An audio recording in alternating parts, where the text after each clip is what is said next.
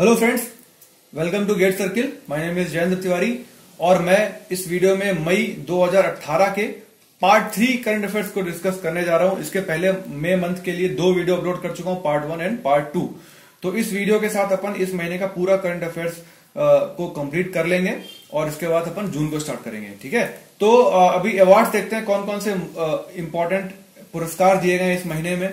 तो CEAT international cricketer of the year 2018 इसका पुरस्कार दिया गया विराट कोहली को और ये तीसरी बार दिया गया, थर्ड टाइम। ओके, तो ये इंपॉर्टेंट है, याद रखिएगा। और इस वीडियो की पीडीएफ आप हमारे टेलीग्राम ग्रुप से ज्वाइन कर सकते हैं। गेट सर्किल डालना टेलीग्राम में, आपको मिल जाएगा।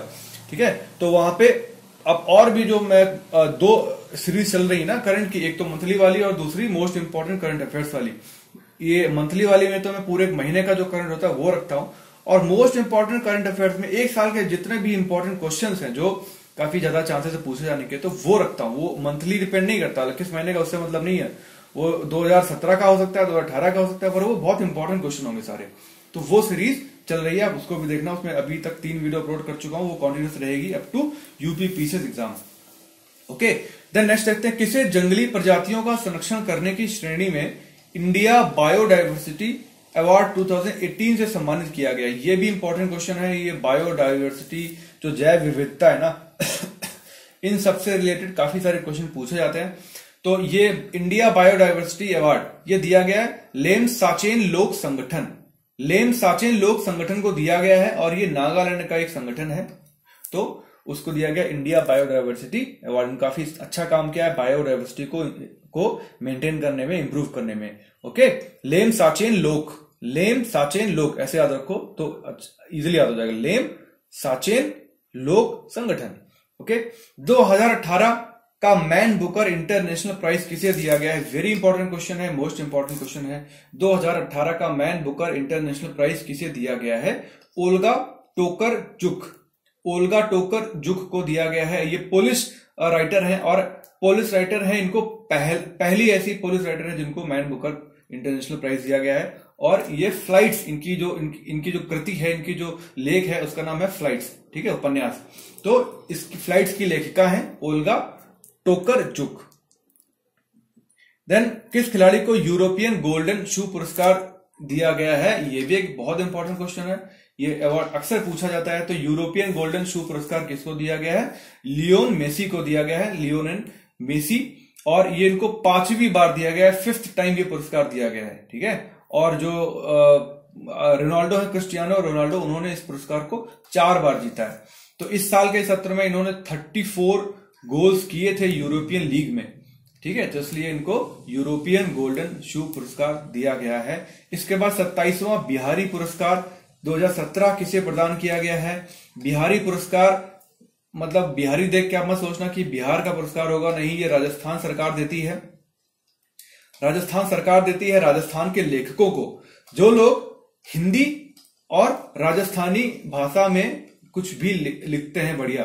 ठीक है, तो इन 2 भाषाओं के लिए जो कृतियां होती हैं उनके राइटर को ये बिहारी पुरस्कार दिया जाता है। उस राइटर का राजस्थान से होना बहुत जरूरी है।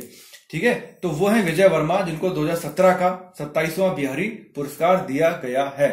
ओके, इनकी निबंध रचना है, उसके लिए दिया गया। उसका नाम है आपको जो मैंने most important current affairs part 2 कराया है ना, जिसमें सारे अवार्ड्स के बारे में बताया मैंने, तो उसमें मैंने सब बताया इसके बारे में। ओके, अभी योजना देख लेते हैं कौन कौन सी इंपॉर्टेंट जो स्कीम स्टार्ट हुई है इस मई महीने में। पतरातू सुपर थर्मल पावर परियोजना।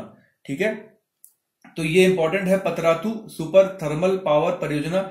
ये झारखंड के पतरातू में इसकी आधारशिला रखी गई है प्रथम चरण की, जो कि 2400 मेगावाट की है।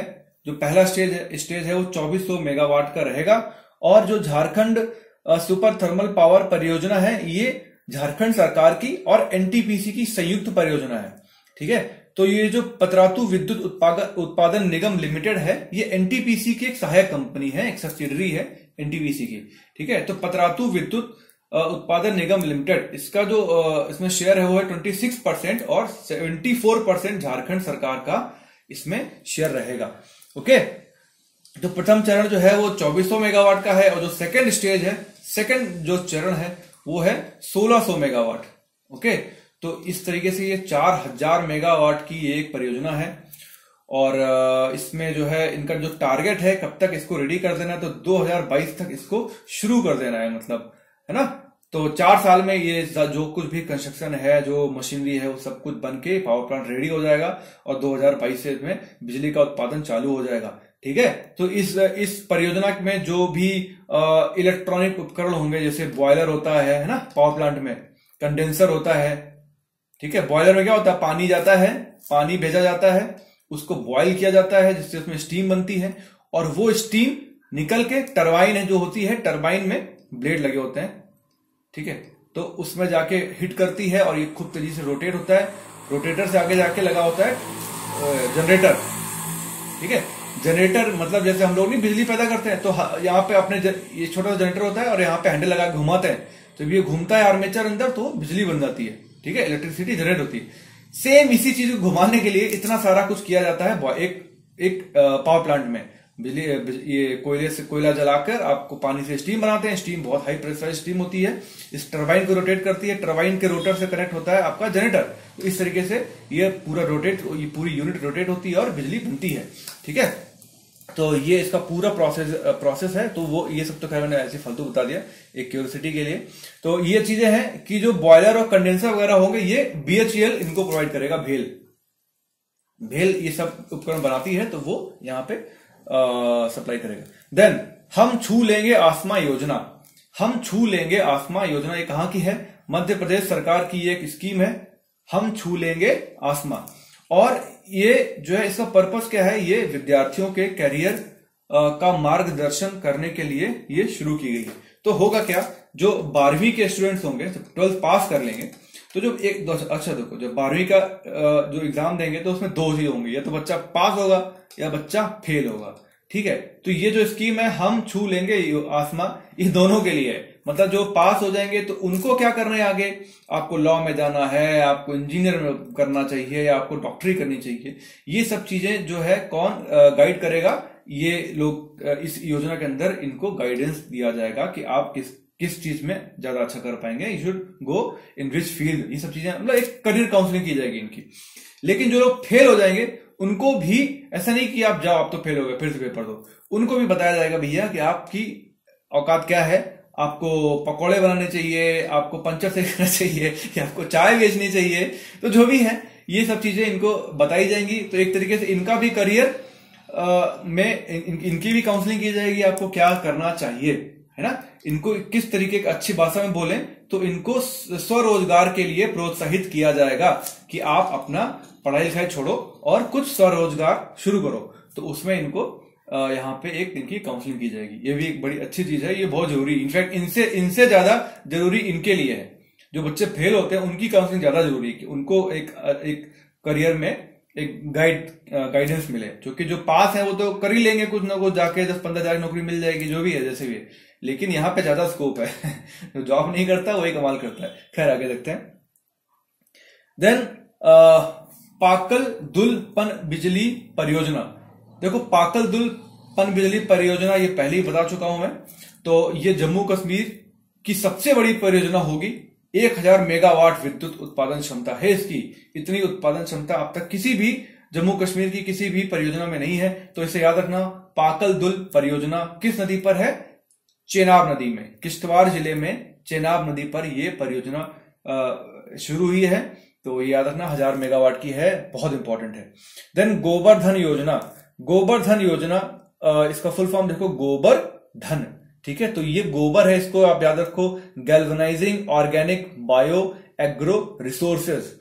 ठीक है, तो ये आपका जी से galvanising organic bio agro resources, आगे धन लगा दिया। ठीक है, तो ये अपनी तो मोदी सरकार की एक हर एक योजना को एक ऐसा बनाते हैं फॉर्म कि लाइक ऐसे याद करने में इजी रहता है। ठीक है, तो गोबर तो अपना पता है और धन लगा दिया, गोबर धन योजना हो गया। तो मध्य प्रदेश के 2 जिले हैं, कौन कौन से, ग्वालियर और नरसिंहपुर।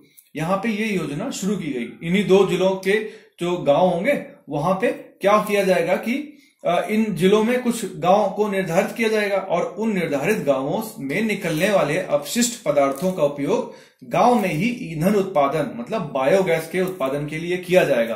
तो इसी बायोगैस से जो गांव में तमाम सारे जो घर हैं वहां पर इस गैस की सप्लाई की जाएगी। ठीक है, तो ये है गोवर्धन। इस तरीके से ये जो गोबर है, अपशिष्ट पदार्थ हैं, इन सबसे गैस बनाई जाएगी जो हमारे लिए धन का काम करेगी। तो ये है गोवर्धन परियोजना योजना। ठीक है, इसके बाद मुख्यमंत्री युवा स्वरोजगार योजना, ये यूपी सरकार की स्कीम है, इसलिए इंपॉर्टेंट हो जाती है। ओके, यूपी पीसीएस की परीक्षाओं के लिए मुख्यमंत्री युवा स्वरोजगार योजना, इसमें क्या होगा, उद्योग क्षेत्र की इकाई स्थापित करने के लिए 25 लाख रुपए तथा सेवा क्षेत्र, मतलब जैसे कंप्यूटर केंद्र हो गया या टेंट हाउस हो गया, इस टाइप के जो भी सर्विस सेक्टर के जो कोई इकाई अगर लगाता है तो उसको 10 लाख रुपए का ऋण दिया जाएगा। मतलब अगर कोई प्रोडक्शन यूनिट लगाते हो, कोई मैन्युफैक्चरिंग यूनिट लगाते हो, जहां कुछ आप बना रहे हो मशीनें लगा के, तो वो उद्योग क्षेत्र हो गए, तो वहां पे आपको 25 लाख रुपए मिलेंगे, जो कि इसमें खर्चा ज्यादा आता है, मशीनें काफी महंगी होती हैं, लेबर चाहिए आपको, जगह चाहिए ज्यादा, तो वो सब में ज्यादा पैसा चाहिए, तो वो आपको 25 लाख दे रहे हैं। सेवा क्षेत्र के लिए क्या है, एक दुकान खोलनी है, 4-5 कंप्यूटर लगा देने हैं, तो कंप्यूटर केंद्र हो गया या टेंट हाउस हो गया, इस तरीके से तमाम सारे जो सर्विस सेक्टर की फील्ड है, तो उसके लिए आपको 10 लाख रुपया दे दिया जाएगा। ठीक है, तो ये स्कीम जो है ये आपकी उत्तर प्रदेश सरकार की है, और इसमें जो है आयु जो है वो आपकी 18 से 40 वर्ष की होनी चाहिए। ठीक है, और कम से कम 10वीं की परीक्षा आपको पास होनी चाहिए। 10वीं पास तो आपको होना ही चाहिए इस योजना का लाभ उठाने के लिए, मुख्यमंत्री युवा स्वरोजगार योजना। ठीक है, इसके बाद कुछ इंपॉर्टेंट ऑपरेशंस हैं, वो देखते हैं। हाल ही में किसने स्वच्छ भारत के लिए विज्ञापन अभियान लॉन्च किया है। ठीक है, तो स्वच्छ भारत के लिए किसने लॉन्च किया है, अक्षय कुमार ने लॉन्च किया है। ओके, तो ये जो स्वच्छ भारत मिशन है वो ग्रामीण के लिए है, स्वच्छ भारत मिशन ग्रामीण के लिए अक्षय कुमार ने एक विज्ञापन अभियान लॉन्च किया है, और इस अभियान में ग्रामीण भारत में दोहरे गड्ढों वाली शौचालय प्रौद्योगिकी को बढ़ावा देने पर केंद्रित है। ठीक है, इसमें क्या है, कुछ ऐसा उनकी ये जो दोहरे गड्ढे वाली जो टेक्नोलॉजी है वो इंडियन ही है, देसी टेक्नोलॉजी है। इसमें कुछ 2 गड्ढे होते हैं और इसमें आई डोंट नो, मतलब ऐसे ही होते हैं, पर जैसे इसमें जो अपशिष्ट पदार्थ होते हैं वो जाते हैं और फिर एक समय बाद, साल बाद, 2 साल बाद वो इसमें शिफ्ट कर दिए जाते हैं, और ये फिर ये कुछ खाद वाद जो होती है, नाइट्रोजन, फास्फोरस, सब में कन्वर्ट हो जाते हैं। तो ये प्रोसेस है लाइक इसका, तो ये इसमें किया जाएगा, और इसको अक्षय कुमार प्रमोट कर रहे हैं, स्वच्छ भारत मिशन ग्रामीण में दोहरे गड्ढे वाली शौचालय प्रौद्योगिकी को। देन अभ्यास विजय प्रहार क्या है, तो एक्सरसाइजेस काफी इंपॉर्टेंट होती हैं, इनको याद रखना। अभ्यास विजय प्रहार ये भारतीय थल सेना तथा वायुसेना का संयुक्त अभ्यास है, जो सूरतगढ़ राजस्थान में आयोजित किया गया है। ठीक है, तो थल सेना और वायुसेना का अभ्यास है, ये कोई 2 देशों के बीच का अभ्यास नहीं है, ये याद रखना, बहुत कंफ्यूजन हो जाती है ना। ऐसे दे दिया भारत मलेशिया, भारत नेपाल और भारतीय थल सेना तथा भारतीय वायुसेना, ऐसे करके आपको इसमें कंफ्यूज नहीं होना है। भारतीय थल सेना तथा वायुसेना का है, क्यों, जिससे कि जो दोनों ये जो विंग्स हैं ये आपस में कोऑर्डिनेशन कर सके, मतलब अगर युद्ध हो रहा है तो जो टैंक है और जो प्लेन्स हैं ये भी आपस में कोऑर्डिनेशन कर सके, तो ज्यादा अच्छे से मारेंगे अपने दुश्मन पार्टी को। ठीक है, तो अभ्यास विजय प्रहार याद रखना। देन मिशन डाका लोंग क्या है, मिशन डाका लोंग ये क्या है कि डाका लोंग एक टाइप है हल्दी का। ठीक है, जो टर्मरिक है उसका एक टाइप है डाका लोंग हल्दी, तो ये होती है मेघालय में। तो मेघालय सरकार ने 5 सालों में जो डाका लोंग किस्म की हल्दी है उसके उत्पादन को 5 गुना बढ़ाने का लक्ष्य रखा है, तो उसी मिशन का नाम रखा गया है मिशन डाका लोंग। ओके, देन नेक्स्ट पॉइंट है 8वीं इंडियन हॉर्टिकल्चर कांग्रेस कहां पर आयोजित की गई, तो ये याद रखिए 8वीं इंडियन हॉर्टिकल्चर कांग्रेस का आयोजन किया गया रायपुर में। देन 2018 में पहली बार विश्व की महिला विदेश मंत्रियों की बैठक कहां पर आयोजित की गई, कनाडा में इसका आयोजन किया गया। करीब 30 देशों की महिला विदेश मंत्रियों को वहां पर बुलाया गया था, उनकी मीटिंग हुई थी, पहली बार हुई थी कनाडा में। देन झांसी डिफेंस कॉरिडोर, ये इंपॉर्टेंट है, झांसी रक्षा गलियारा। ओके, ये 20,000 करोड़ की लागत से ये एक डिफेंस कॉरिडोर बनाया जाएगा। डिफेंस कॉरिडोर का मतलब क्या होता है कि कुछ सिटीज को जोड़ के, मतलब वहां पर बीच में तमाम सारी फैक्ट्रीज होंगी जहां पे डिफेंस से रिलेटेड मटेरियल का प्रोडक्शन होगा। जैसे जो मेरी जो कंपनी है वो मिनिस्टर डिफेंस के अंदर ही आती है, तो हम लोग डिफेंस के पार्ट्स बनाते हैं, जैसे तमाम सारी जो टैंक्स हैं तो उसके पार्ट्स बनते हैं और वो जहां पे असेंबली होती है वहां भेज दिए जाते हैं। जैसे आपके तमाम सारे आर्मी के ट्रक्स बनते हैं मेरे यहाँ पे, और जो मिसाइल लॉन्चर्स हैं उसके पार्ट बनते हैं, जो आपकी जो ब्रह्मोस का जो करियर है जिसपे ब्रह्मोस मिसाइल रखी जाती है वो मेरे यहाँ बनती है। तो इस तरीके से बहुत सारे डिफेंस रिलेटेड पार्ट्स हैं जो बनते हैं। तो ऐसी जो फैक्ट्रीज होंगी वो इस गलियारे में स्थापित की जाएंगी। तो 20,000 करोड़ की लागत से बनेंगी और इसमें 7 जिले आएंगे इसके अंदर, ठीक है। बुंदेलखंड, झांसी, चित्रकूट, लखनऊ, कानपुर, आगरा और अलीगढ़। तो ये क्वेश्चन पूछा जा सकता है जो यूपी से रिलेटेड है कि जो झांसी डिफेंस कॉरिडोर है उसमें कौन कौन से सिटीज शामिल हैं या कौन से सिटीज नहीं है, तो है ना। तो 3 ऑप्शन दे देंगे, एक कुछ और डाल देंगे, तो वो चीज आपको याद रखनी। तो ये 7 के 7 जिले आपको याद रखने हैं, ठीक है। बुंदेलखंड जो है सेंटर, देन झांसी, चित्रकूट, लखनऊ, कानपुर, आगरा और अलीगढ़, और इन सभी में डिफेंस पार्क बनाया जाएगा, ओके। और इसमें जो टेक्नोलॉजिकल हेल्प है इस कॉरिडोर के लिए, तो वो कौन प्रोवाइड करेगा? IIT Kanpur, okay. I think this much will be sufficient. Then Beti Bachao Beti Padhao, ये स्कीम जो है BBBP, ये काफी मतलब फेमस योजना है, फ्लैगशिप प्रोग्राम है मोदी गवर्नमेंट का। तो बेटी बचाओ बेटी पढ़ाओ महिला एवं बाल विकास मंत्रालय की स्कीम है, ये याद रखिएगा, महिला एवं बाल विकास मंत्रालय की स्कीम है। और देखो इसमें क्या है कि 2044 नए जिलों को जोड़ा जा रहा है इस योजना के अंदर। तो उन जिलों का सम्मेलन नई दिल्ली में कराया गया था। अब आप ये समझिए कि जो टोटल 640 जिले हैं इंडिया के अंदर, ठीक है, तो उसमें इन 640 में से अभी तक सिर्फ 161 में ये स्कीम चल रही थी, 161 में, ठीक है, इसमें तो चल रही थी। अभी नए जोड़े गए 244, ठीक है, तो इनमें भी अब चालू हो जाएगा। इसके बाद जो बचते हैं आपके करीब 235 जिले, ठीक है, 235 बचते हैं। तो इनको भी अब मीडिया और जागरूकता अभियान के द्वारा जोड़ा जाएगा। तो इसका मतलब यह है कि ये जो 640 के 40 जिले हैं, इन सभी में अब ये जो BBBP योजना है, बेटी बचाओ बेटी पढ़ाओ, सब में चलेगी।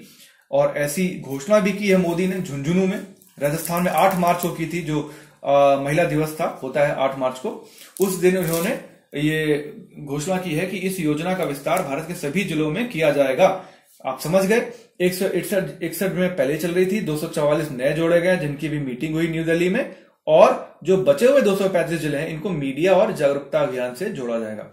इसके बाद ये काफी इंपॉर्टेंट न्यूज है, 15वां प्रवासी दिवस कहां पर आयोजित किया जाएगा? This is something most important, और ये वाराणसी में आयोजित किया जाएगा 21 से 23 जनवरी 2019 के मध्य वाराणसी में इसको आयोजित किया जाएगा। और इसकी थीम क्या होगी? नए भारत के निर्माण में प्रवासी भारतीयों की भूमिका, okay. This is something very important. Then भारतीय रेलवे तथा फ्रांस की किस कंपनी के मध्य रेलवे के क्षेत्र में तकनीकी सहयोग हेतु समझौता हुआ है? ओके, तो ये हुआ है SNCF मोबिलिटीज के बीच में और Indian railway, SNCF mobilities. Bharat तथा कोलंबिया के मध्य किस क्षेत्र में सहयोग के लिए समझौता हुआ है? वो हुआ है परंपरागत औषधि प्रणाली को लेकर। भारत और कोलंबिया एक दूसरे को औषधि प्रणाली में सहयोग करेंगे। देखो उनकी कुछ कंट्रीज की एक प्रणाली होगी मेडिसिन को लेकर, हमारे यहाँ कुछ अपना आयुर्वेद जैसा है, तो वो दोनों एक दूसरे को शेयर करेंगे। तो भारत की जो परंपरागत प्रणाली है उसको कोलंबिया में उसका प्रचार प्रसार किया जाएगा, आप याद रखिएगा। ऐसे ही भारत और मोरक्को के बीच में खनन, भूविज्ञान तथा न्यायिक क्षेत्र में समझौता हुआ है। भारत एवं इक्वाटोरियल गिनी के बीच में औषधीय पौधे एवं परंपरागत चिकित्सा प्रणाली को लेकर समझौता हुआ, जैसे कोलंबिया के साथ हुआ था, ठीक है, याद रखिएगा। इसके बाद पंजाब सरकार ने राज्य में बायोगैस और बायो CNG संयंत्रों की स्थापना के लिए किस देश के साथ समझौता किया है? यूनाइटेड किंगडम के साथ समझौता किया है, यूके ने, ठीक है, याद रखना ये क्वेश्चन इंपॉर्टेंट है। पंजाब सरकार ने यूके के साथ समझौता किया किसको? बायोगैस को लेके और बायो CNG के जो इक्विपमेंट्स होंगे उनको बनाने के लिए। हाल ही में नीति आयोग और किस सूचना तकनीकी फर्म के मध्य किसानों को फसल अनुमान की सही समय पर जानकारी प्रदान करने हेतु कृत्रिम बुद्धि मतलब आर्टिफिशियल इंटेलिजेंस AI का उपयोग कर फसल उपज पूर्वानुमान विकसित करने हेतु आशय पत्र पर हस्ताक्षर किए हैं?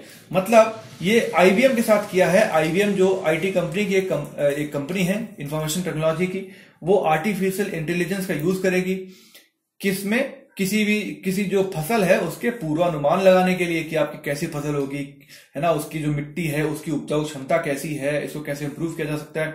तो ये सब चीजों में आर्टिफिशियल इंटेलिजेंस का यूज किया जाएगा, है ना। तो ये कौन सी कंपनी है? IBM ये करेगी। तो ये इंपॉर्टेंट क्वेश्चन है, वेरी इंपॉर्टेंट क्वेश्चन है, पूछा जा सकता है।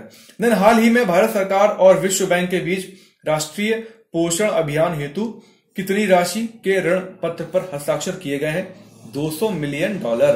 ओके, राष्ट्रीय पोषण मिशन क्या है ये याद रखो। राष्ट्रीय पोषण मिशन क्या है? इसमें जो है 0 से 6 वर्ष, ये भी क्वेश्चन बनता है यहां से कितने आयु तक के बच्चों का इसमें इनको लिया जाएगा। तो 0 से 6 वर्ष, ये भी बता रहा हूं जनरल क्वेश्चन पर, 0 से 6, 0 से 8, 0 से 10 ऐसा ऑप्शन हो सकता है, आप कंफ्यूज हो जाओगे।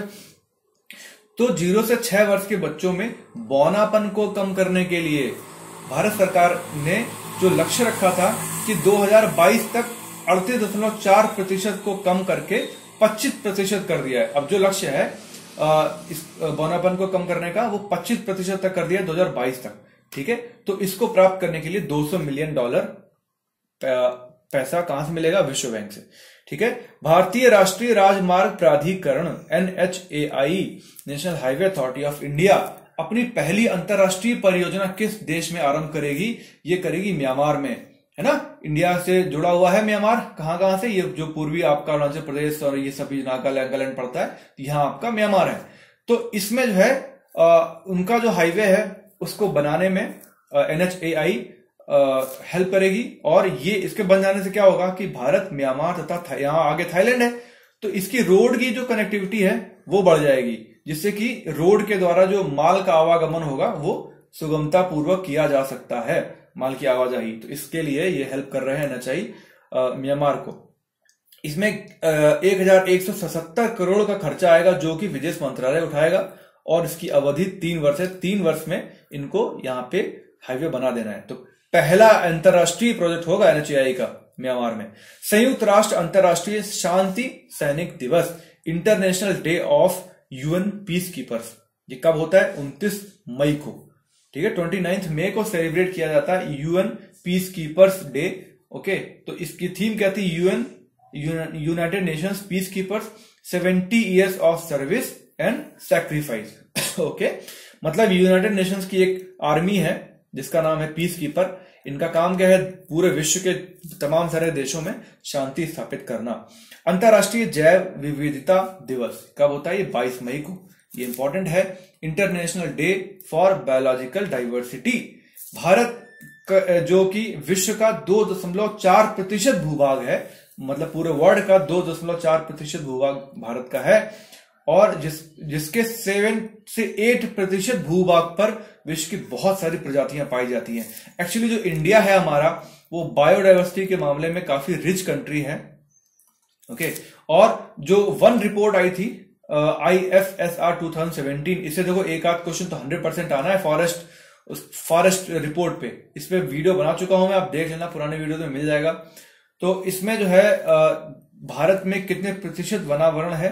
24.4% वन का आवरण है भारत की भूमि पर, ठीक है। और जैव विविधता के 4 हॉटस्पॉट इंडिया के अंदर हिमालय, भारत म्यांमार सीमा, सुंडा लैंड्स और वेस्टर्न घाट, मतलब पश्चिमी घाट, 4 हॉटस्पॉट हैं। ये इनके नाम याद रखना इंपॉर्टेंट है, ये खुद में एक इंपॉर्टेंट है, सारे पॉइंट्स इंपॉर्टेंट है।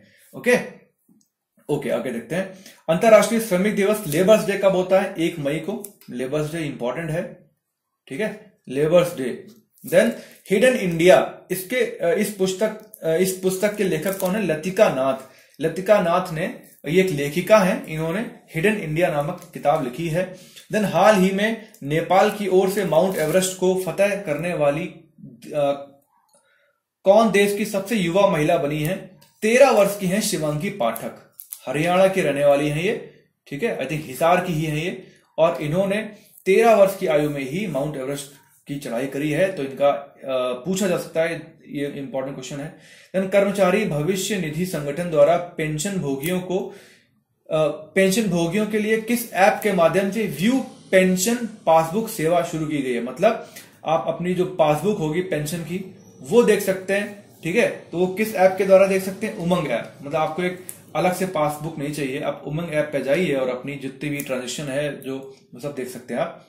हाल ही में किस मंत्रालय द्वारा अतुल्य भारत पर 360 degree virtual reality video launch किया गया है? ठीक है, तो अतुल्य भारत पर जो पर्यटन मंत्रालय है, मिनिस्टर ऑफ टूरिज्म है, उसने एक 360 degree virtual reality video launch किया है। याद रखना। मेघालय से अफस्पा को हटा लिया गया है, AFSPA को हटा लिया गया है, ये कल भी बताया था एक वीडियो में मैंने। और जो अफस्पा है इसका नाम क्या है? Armed forces special power act. Okay, तो इसको सशस्त्र बल विशेषाधिकार कानून भी बोलते हैं हिंदी में, सशस्त्र बल विशेषाधिकार कानून। इसको पूर्णतः समाप्त कर दिया गया मेघालय में। मेघालय की जो है वो थी ना शर्मिला, इरोम शर्मिला, इनको याद रखिएगा, इन पे भी क्वेश्चन पूछा जा सकता है। क्यों? क्योंकि इन्होंने मेघालय में जो ये अफस्पा लगी हुई थी उसको हटाने के लिए 16 साल तक का उपवास किया था। ठीक है, तो इसलिए ये काफी इंपॉर्टेंट है, इरोम शर्मिला। ठीक है, कहां जा रहे हो? इरोम शर्मिला। देन हाँ ठीक है, तो अभी भी ये 6 स्टेट्स में है, मतलब 6 स्टेट्स में चल रही है। जम्मू कश्मीर में है, अरुणाचल प्रदेश के 16 जिलों में थी, अब इसको हटा के 8 थाना क्षेत्रों में कर दिया गया है। अरुणाचल प्रदेश में भी है ऐसी, आसाम में भी है, ठीक है, नागालैंड में भी लगी हुई है। अभी कितने स्टेट्स हो गए? 4 हो गए ना, मणिपुर में है और मिजोरम में है। ठीक है, तो इस तरीके से 6 स्टेट्स में अभी भी लगी हुई है ये। जम्मू कश्मीर, आंध्र प्रदेश, आसाम, पूरे एरियाज में नहीं है, उसके कुछ जिलों में। ठीक है, नागालैंड, मणिपुर और मिजोरम। ओके, इसमें क्या होता है, जहां पर भी ये अफस्पा लगा होता है वहां पर बिना वारंट के आपकी गिरफ्तारी की जा सकती है और आपकी संपत्ति की छानबीन का अधिकार भी होता है इसके पास, पुलिस के पास या जो आर्मी है उनके पास। ठीक है, इसके बाद प्रधानमंत्री ग्राम सड़क योजना के प्रथम चरण के निर्धारित लक्ष्य को कम करके किस वर्ष तक कर दिया गया है? अब 2019 कर दिया गया। मतलब जो भारतीय ग्राम सड़क योजना का जो पहला स्टेज का था, जो उसको 2022 तक पूरा करना था, अब उसको कम करके 2019 तक ही कर दिया गया है। जो काफी अच्छा काम कर रहे हैं लोग, तो इतना टाइम तक वेट क्यों करना। ओके, तो इस तरीके से जो मई महीने का करंट अफेयर्स है वो पूरा कंप्लीट हो चुका है। 3 वीडियोस अपलोड किए हैं, part 1, part 2 and part 3। These all 3 videos are very important, तो आप इनको देखिएगा। अपने को लाइक जो आपके नोट्स हैं, अगर आप लिख के रहे हो तो आप उसमें नोट्स में अपने सब कुछ नोट डाउन कर लीजिए। अगर आपको ये PDF चाहिए तो टेलीग्राम ग्रुप है और फेसबुक ग्रुप है मेरा, टारगेट UPPSC 2018, लिख देता हूं यहां पर, टारगेट UPPSC 2018।